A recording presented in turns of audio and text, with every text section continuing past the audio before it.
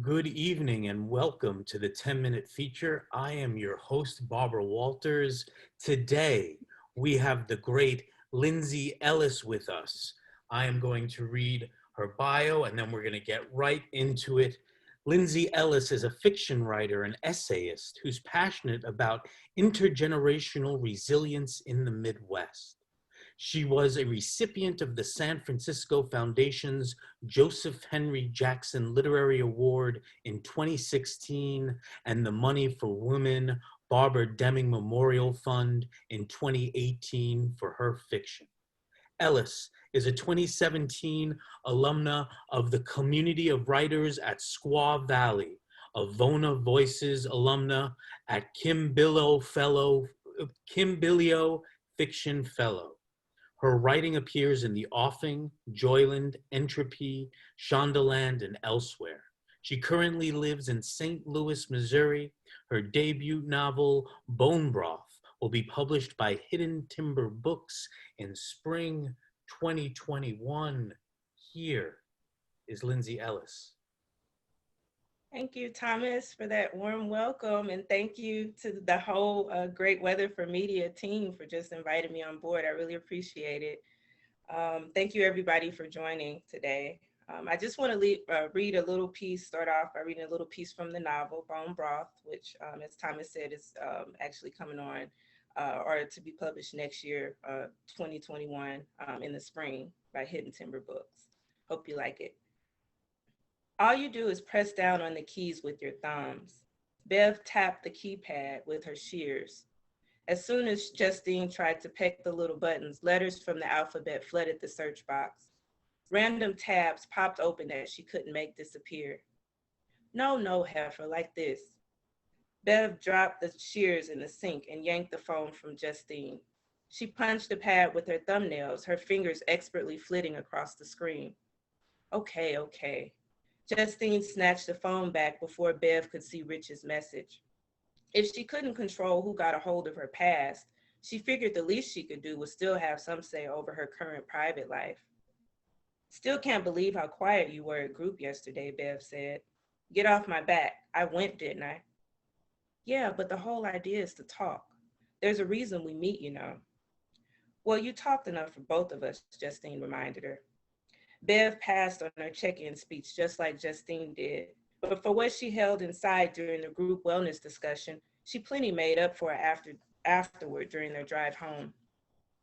By the time they pulled into Justine's driveway, she was ready to call it quits on their friendship, if just for a little while. Justine went back into the house with a dark cloud over her. Everything felt wrong, so she ended up doing what she did when she got that down. She read her Bible and smoked a joint, flipped right to some of her favorite passages in Psalms, and rolled up what little she found in Bev's glove compartment when they'd stopped to get gas. Then Justine listened to some Bill Withers while she took a bath and played dress up in clothes she hadn't worn in years, decades. Stuff she couldn't believe still fit, with smells and textures that hurled old memories at her until she was nothing but a weak, teary mess on her bedroom floor. Justine realized that nothing she'd stolen from funerals, flowers, jewelry, handkerchiefs, could compare with what she rehashed that night. Crucial moments she tried to bury inside of herself or replace completely with other people's crucial moments came back full force with a vengeance. Just thinking about it put her on the verge of imploding. Cut it all off, Justine told Bev. She stared at her best friend through the mirror. Bev put her hand on her hip. Do what? You heard me. Why? Just do it. The showerhead's drip seemed like it was getting louder. Muttering to herself, Bev disappeared and returned with a large towel. Thought you just wanted a quick, easy trim. She hurled the cloth on the floor around Justine's feet. Took me 6 years to get your hair this long and healthy, and now you want to go do something stupid. You sound scared, Justine said. Bev knelt in front of her on the closed toilet. Her slender palms hugged Justine's knees. Justine, I know these past few months have been rough for you. I mean, hair is just hair, but still. Her voice trailed off and her gaze too. Justine got the feeling she was being refused, bargained with. When Wesley died, she said to Bev, all the neighbors came by and they weren't just coming by to offer their condolences. Most of them just wanted to meddle, to see all what they thought Wesley left me so they could try and take it. I wanted to tell them so bad, not a damn thing, but it was none of their business, so I didn't open my door for days. Not to you, not to the kids, not to anyone. It was Justine's turn to trail off. She started thinking about things that had nothing to do with Wesley's death, like her kids who'd taken pains to better understand the person she was before any of them were alive or thought of. And what the hell for? To dig at the root of what they saw as their father's ugliness, or worse, Justine's obedience, to get why she left her old life behind, never to speak of it again, to make things peaceful for their nosy, ungrateful behind. Justine remembered Ma once telling her the way a person treated their parents came back around to them.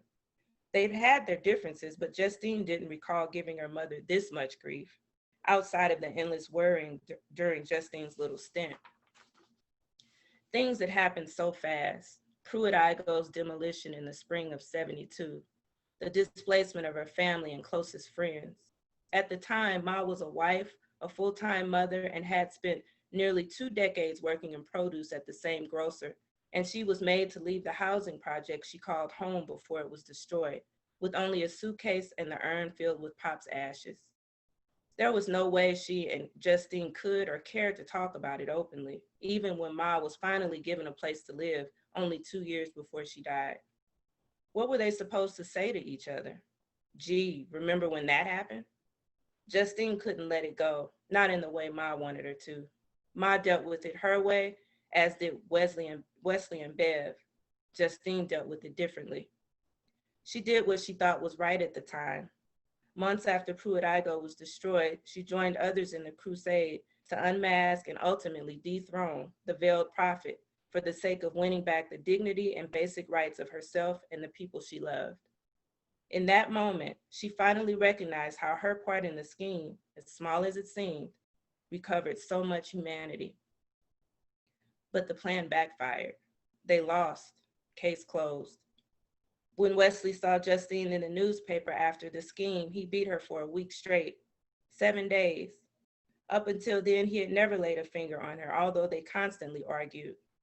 Justine remembered the sharp taste of blood in her mouth and how she willed herself not to cry anymore after that first night, out of fear of waking Raina, who as a toddler at the time was still adjusting to a regular sleep pattern.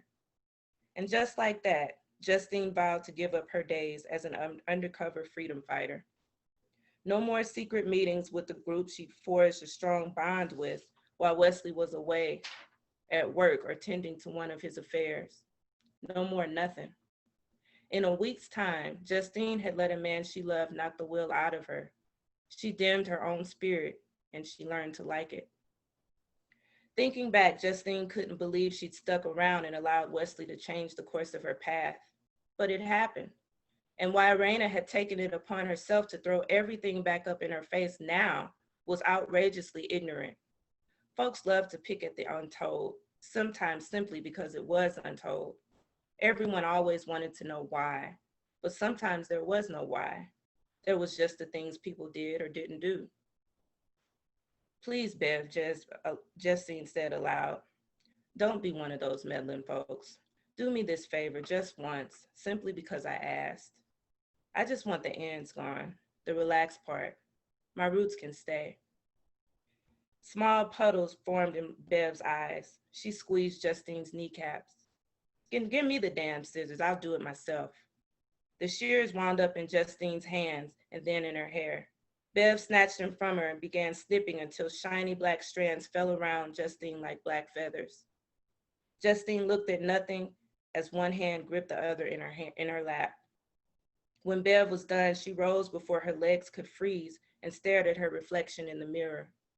Her mind flashed unwanted snippets of a young woman with her memories of televised blasts turning vacated buildings, once her home, into mountains of gray powder on that fateful day in April '72.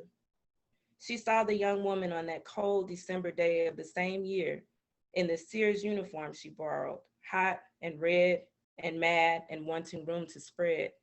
She was there, as instructed by her comrades, to keep tabs in the dressing room behind the Kill Auditorium while she mended the gowns of those debutantes, all hoping to be crowned and dance with the hooded figure, the veiled one. In the mirror, Bev stood behind Justine and sucked her teeth.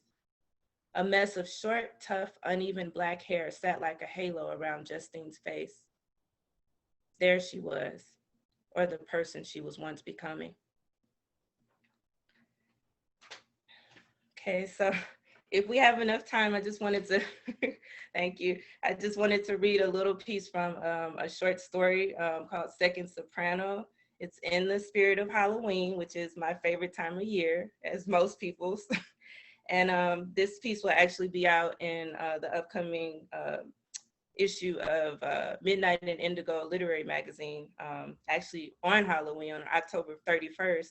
And it's a special issue because it's the first of its kind, and it's dedicated to featuring Black women writers of speculative fiction. So again, this is a piece from Second Soprano. Every time Todd Jr. opened her mouth at Crying Rock Temple, she broke the sanctuary. There was a knowing in her voice when she sang, something hot and raw and piercing and ancient. Crying Rock shattered in mysterious directions, gripped by her spell that fused lightness and darkness. Things were no different the Sunday after Weep finished her aunt's lime green dress with the rhinestones. Todd Jr.'s sound was heavy. With each note, Weep's mind swallowed more of itself. She felt her body opening, spreading, free. Like an aimless balloon, Weep's soul floated above her body to the church's ceiling, where it stared down at the rest of the congregation. Everyone's insides appeared to be on fire. Sweaty bodies snaked through the aisles and twisted over pews. The choir tore their robes and jiggled. Their bodies crashed into overturned chairs. Bones jutted from beneath their skin at unusual angles. Drunk off her own power, Todd Jr. peered at the ceiling. She smiled at Weep's soul, hovering in the corner until the edges of her mouth stretched to her earlobes.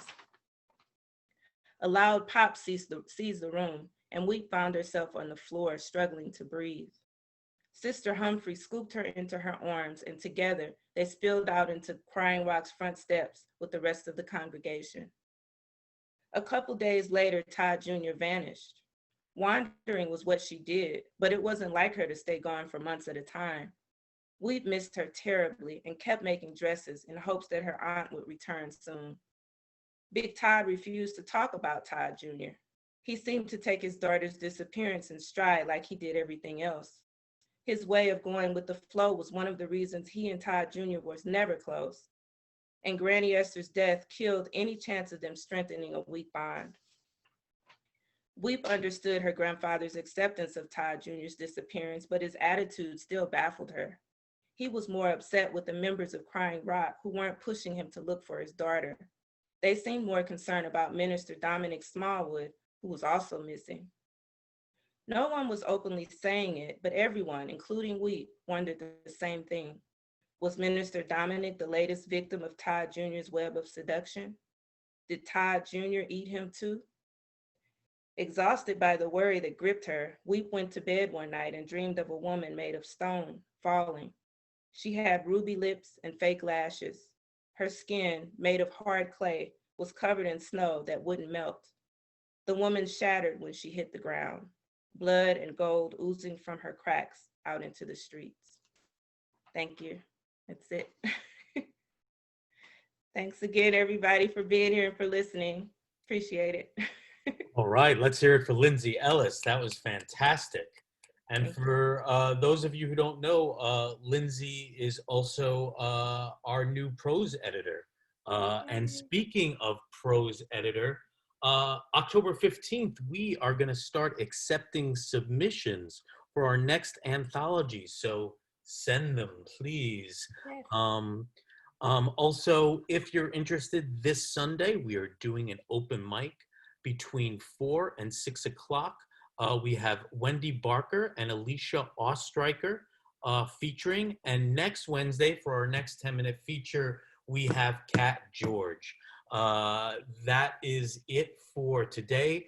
I hope you, if you watch the debate, enjoy it. Lyndsey, do you want to leave us with some final thoughts? Happy Wednesday. Watch the debate. Good luck. Fingers crossed. Happy Wednesday. Watch the debate. Good luck. Fingers crossed. I think that's a great way to end the night. Thank you all for being here. Be safe. Be healthy. All right.